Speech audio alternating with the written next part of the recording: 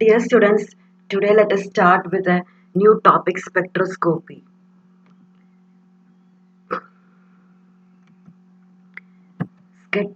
Let us discuss what is meant by spectroscopy. Spectroscopists use the interaction of radiation with matter to obtain information about a sample. Several of the chemical elements were discovered by spectroscopy. The sample is usually stimulated by applying energy in the form of heat, electrical energy, light, particles, or a chemical reaction. Prior to applying the stimulus, the unlight is predominantly in the ground state or the lowest energy state. The stimulus then causes some of the unlight species to undergo a transition to higher energy or excited state. We acquire information about the unlight by measuring the electromagnetic radiation emitted as it returns to the ground state or by measuring the amount of electromagnetic radiation absorbed or scattered as a result of excitation. Spectroscopy എന്ന് പറഞ്ഞിട്ടുണ്ടെങ്കിൽ radiation ആയിട്ടുള്ള മാറ്ററിന്റെ ഇന്ററാക്ഷനെയാണ് നമ്മൾ spectroscopy എന്ന് വിളിക്കുന്നത്. അതായത് atoms ഒക്കെ lowest energy state, അത് ground state, ഇതാണ് ലോവസ്റ്റ് എനർജി സ്റ്റേറ്റ്, അതിലായിരിക്കും ഇരിക്കുക. നമ്മൾ ലൈറ്റോ ഹീറ്റോ എനർജിയോ കൊടുത്തു കഴിയുമ്പോൾ അത് ഹയർ സ്റ്റേറ്റിലേക്ക് ചാടി പോവും. അതിന് ഹയർ സ്റ്റേറ്റ് നമ്മൾ എക്സൈറ്റഡ് സ്റ്റേറ്റ് എന്ന് വിളിക്കും. ഈ എക്സൈറ്റഡ് സ്റ്റേറ്റിലേക്ക് ചാടി പോകുമ്പോൾ അബ്സോർബ് ചെയ്യുന്ന എത്ര എനർജി അതിനെ നമ്മൾ മോണിറ്റർ ചെയ്യുന്നതാണ് സ്പെക്ട്രോസ്കോപ്പി. ചിലപ്പോൾ മുകളിലേക്ക് പോയിട്ട് തിരിച്ച് അതേപോലെ തന്നെ താഴേക്ക് വരാം. അതിനെയും നമ്മൾ സ്പെക്ട്രോസ്കോപ്പി എന്ന് വിളിക്കും. അതിന് എമിഷൻ സ്പെക്ട്രോസ്കോപ്പിയും അബ്സോർബ് ചെയ്യണതിന് അബ്സോർപ്ഷൻ സ്പെക്ട്രോസ്കോപ്പി എന്നുമാണ് വിളിക്കുന്നത്. So the nature of the interaction between radiation and matter may include absorption, emission, or scattering.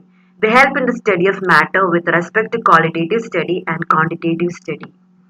Qualitative അനാലിസിസും ക്വാണ്ടിറ്റേറ്റീവ് അനാലിസിസിനും നമ്മൾ അബ്സോർപ്ഷൻ സ്പെക്ട്രോസ്കോപ്പിയും എമിഷൻ സ്പെക്ട്രോസ്കോപ്പിയും ഉപയോഗിക്കാവുന്നതാണ്. Now let us discuss what is meant by absorption spectroscopy.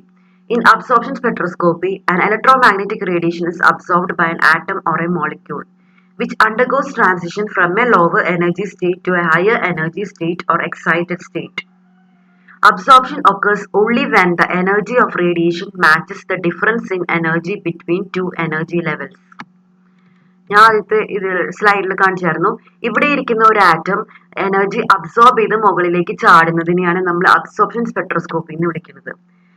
അപ്പൊ ഇത് ഈ രണ്ട് എനർജി ലെവലും തമ്മിലുള്ള ഡിഫറൻസ്, ആ ഡിഫറൻസിന് തുല്യമായ അളവ് എനർജി കിട്ടുവാണെങ്കിൽ മാത്രമാണ് ഈ അബ്സോർപ്ഷൻ നടക്കുള്ളൂ.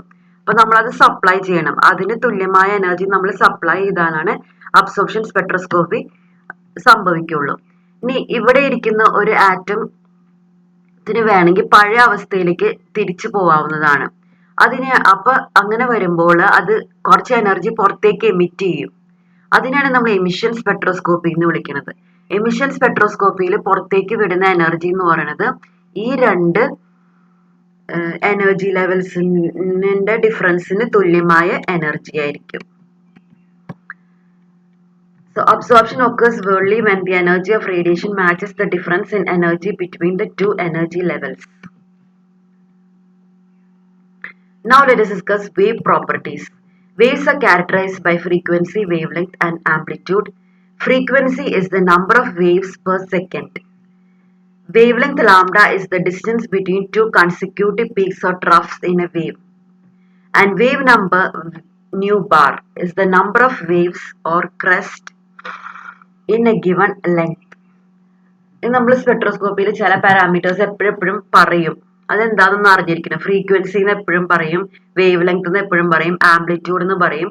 അതൊക്കെ എന്താണെന്ന് ജസ്റ്റ് ഒന്ന് അറിഞ്ഞിരിക്കണം നല്ലതാണ്. ഫ്രീക്വൻസി എന്ന് പറയുന്നത് എത്ര വേവ്സ് ഒരു സെക്കൻഡിലൂടെ പാസ് ചെയ്തു. വേവ് ലെങ്ത് എന്ന് പറയുന്നത് ഒരു വേവ് എങ്ങനെയാ വരയ്ക്കണേന്ന് നമുക്കറിയാം. തിരമാല പോലെ നമ്മൾ വരയ്ക്കുന്നു. അതില് മുകൾ വശത്തിനെയാണ് നമ്മൾ പീക്ക് എന്ന് വിളിക്കുന്നത്. അപ്പൊ രണ്ട് കൺസിക്യൂട്ടീവ് പീക്സ് തമ്മിലുള്ള അകലത്തിനെയാണ് നമ്മൾ വേവ് ലെങ്ത് എന്ന് വിളിക്കുന്നത്. ഇനി വേവ് നമ്പർ എന്ന് പറയുന്നത് ഒരു ലെങ്തിലൂടെ, 1 മീറ്റർ ലെങ്തിലൂടെ എത്ര വേവ്സ് പാസ് ചെയ്യുന്നുണ്ട്, അതാണ് wave number. Emission spectroscopy already പറഞ്ഞതാണ്, എന്നാൽ ഒന്നും കൂടി ഡിസ്കസ് ചെയ്യാണ്. Atoms or molecules that are excited to higher energy levels can decay to lower levels by emitting radiation. The substance first absorbs energy and then emits this energy as light. Emission can be induced by sources of energy such as flame or electromagnetic radiation. മുകളിലിരിക്കുകയാണ് excited സ്റ്റേറ്റിൽ ഇരുന്നിട്ട് തിരിച്ച് ground സ്റ്റേറ്റിലേക്ക് ചാടുന്നതിനെയാണ് നമ്മൾ പറയുന്നത് എന്ത് emission spectroscopy. Okay,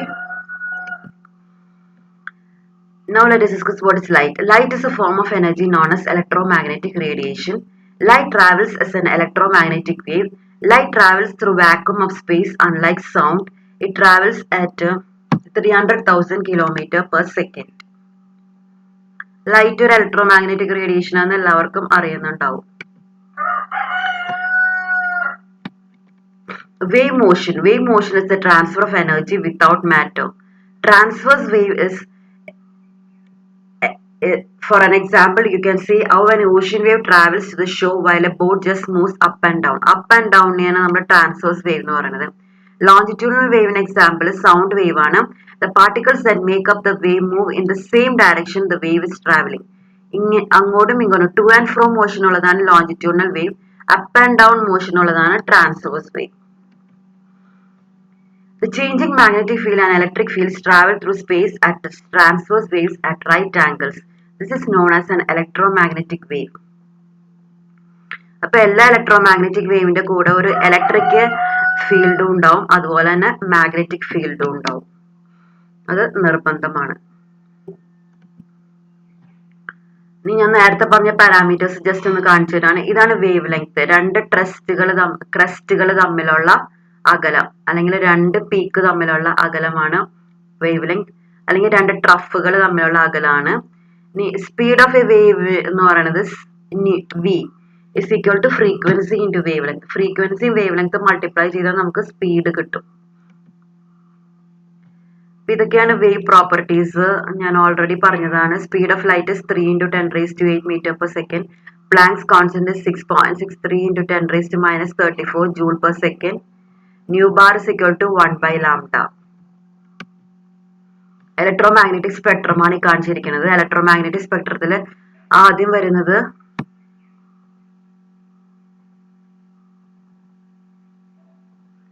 radio waves.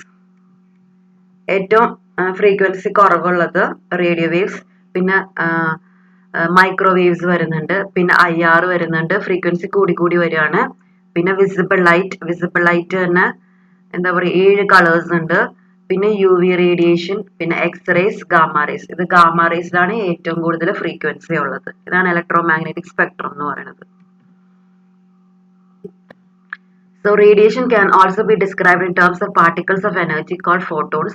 The energy of a photon is determined by E is equal to h nu or E equal to hc/λ. Planck's quantum theory ആണ്. എനർജി എന്ന് പറയുന്നത് ഒരു പാക്കറ്റ്സ് ഓഫ് എനർജി ആണ്. അതിനെ നമ്മൾ photon എന്ന് വിളിക്കും. ആ ഫോട്ടോണിന്റെ എനർജി എന്ന് പറയുന്നത് hc/λ ആണ്. അപ്പൊ അത് വെച്ചിട്ട് ഒരു പ്രോബ്ലം നിങ്ങൾക്ക് ചെയ്യാം. പ്രോബ്ലം തരികയാണ്. Calculate the energy of A quantum of radiation with a corresponding frequency nu of 4.57 × 10⁻14 Hz. Using the energy E, determine the wavelength that corresponds to the above frequency. Eയും കാണണം, പിന്നെ ലാംഡയും കാണണം. E കാണാനുള്ള equation ആണ് E = h nu. അതിൽ substitute ചെയ്യുക. h 6.63 × 10⁻34 joule second ആണ്. ന്യൂയുടെ value തന്നിട്ടുണ്ട് 4.57 × 10⁻14 second inverse. Answer 3.03 × 10⁻19 joule വരും. ഇനി നമുക്ക് അതിൽ നിന്ന് നമുക്ക് ലാംഡ കാണണം. അപ്പൊ ഈ ലാംഡയുടെ ഇക്വേഷൻ എന്ന് പറഞ്ഞാൽ E = hc/λ ആണ്. അപ്പൊ ലാംഡ എന്ത് വരും? hc/E. അപ്പൊ h എന്ന് പറയുന്നത് 6.63 × 10⁻34, c 3 × 10⁸8 ഡിവൈഡഡ് ബൈ E എന്ന് പറയുന്നത് 3.03 × 10⁻19 ആണ്. ആൻസർ 6.564 × 10⁻7 മീറ്റർ വരും. ഇത് ജസ്റ്റ് ഒന്ന് ചെയ്ത് നോക്കുക. ഇത്രയും ഇന്നത്തെ ക്ലാസ്സിൽ പഠിക്കുക. Okay, thank you.